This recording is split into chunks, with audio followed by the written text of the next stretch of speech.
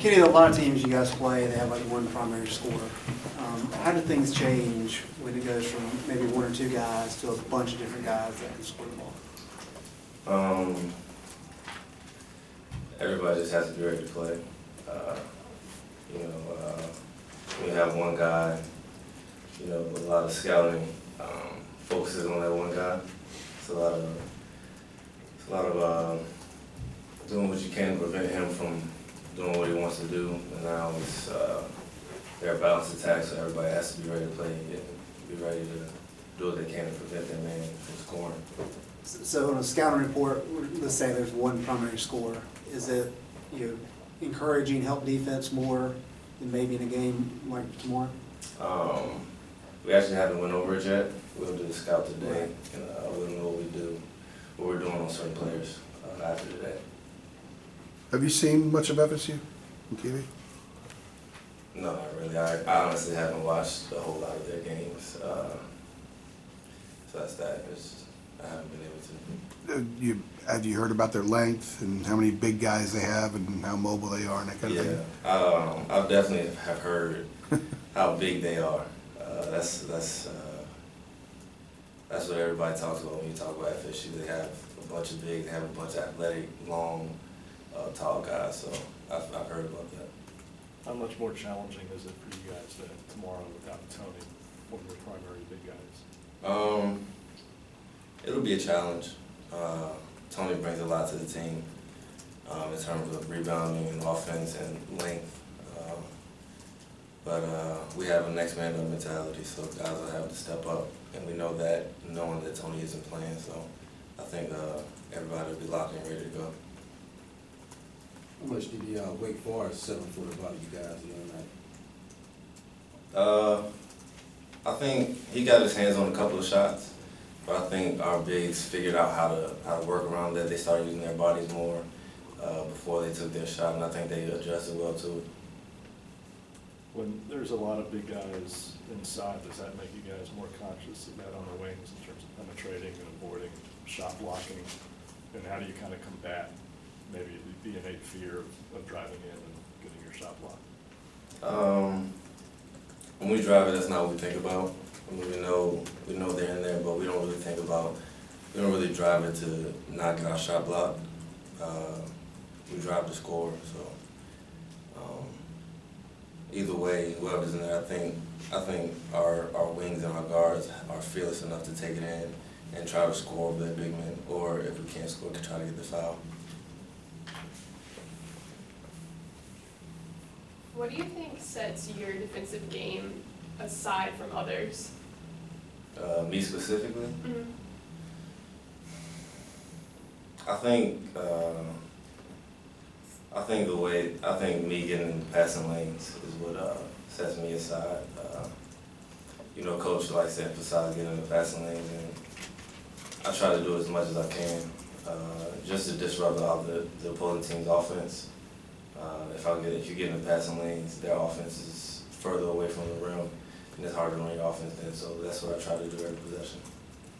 How do you think you've grown as a player from this time last year to where you are now, kind of midway through the season? What are some areas you think you've grown most in or improved in? Just confidence-wise, believing in myself as a player. At this point last year, I didn't have a lot of confidence in myself in my game, and I think it showed on the court. And I think now, with a bigger role, increased minutes, I've been able to build the confidence in myself that I need, and I've been able to use that, and I think it's showing on the court this year more than it is last year.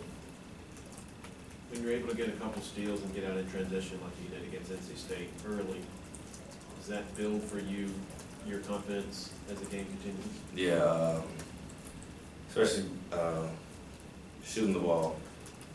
You want to see the ball go in first. So if you see the ball go in, and I think it helps you later on with the shot. And it's big for confidence-wise, seeing the ball go in, getting a couple layups before you take that first three or those first couple jump shots. What do you feel like you guys as a team have to do to better defend ball screens going forward? Just effort. I think we have to play harder on the ball screens. We have to make it a conscious effort to say that we're gonna stop the ball screens. I think that's our biggest thing is getting it in our heads and focusing and saying we're gonna stop, and then we're not gonna let this happen. How much of it is communication before the ball screen? I don't think the communication is a big issue. We talk out there, we know when the ball screen's coming, our bigs let us know where the ball screen is and when it's coming. So, like I said, it's after that, you just have to set your mind to it and actually go out and defend the ball screen the way that we want to. Kenny, are you as, this might be a weird question, are you as afraid of missing a shot as you would have been a year ago? No. Right now, if I miss a shot, the next one's going in. That's my mentality right now. And like I said earlier, I think that is the confidence thing.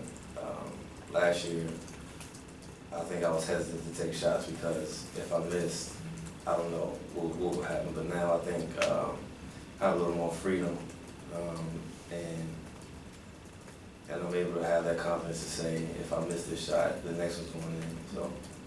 Did you go through a stretch several games ago where maybe you were a little hesitant to shoot for maybe 2 or 3 games? Yeah, I think so. And my teammates talked to me about it. They told me, they realized it, and they told me that I have to shoot the ball. They told me to be more aggressive. So it was a little stretch where I wasn't making as many shots. So I was a little hesitant to shoot the ball. When did they tell you that? Was that around the Georgia Tech time? I don't know specifically, but I just know there was a time when my teammates were like, "Can you shoot the ball? Can you be more aggressive? You're fine." They're known as a football school. You guys in the locker room tell each other, hey, these guys can play some pretty good basketball too. They talk on that? Honestly, we haven't really talked much about Florida State yet. Like I said, we're doing our scouting today, so we'll be focused on them today and tomorrow, and that's what I'll be talking on a little bit. Anything else? I got one. How important is it as like when you're a freshman to get a lot of time to play? Because now it seems like a sophomore you get a lot more time, feel comfortable. Is that important when you're a freshman and a sophomore to get a lot of minutes in a row to feel comfortable? I think the more you're on the court, the more comfortable you can get. It was tough last year, getting in sparingly and still trying to find my way and get comfortable. But I think this year it's a lot easier. I think it's big to get the minutes because the more experience you get, the easier it is to be comfortable in the moment and be ready for the moment. So. Along those same lines, are you hearing Theo's footsteps, with every return? No. I'm just going out and playing every day. I'm not worried about whether. I mean, Theo's big to our team, but I'm not. If I'm right, I think you're wondering if I'm worried about him coming in and starting again. Yes, sir. That's not what I'm worried about.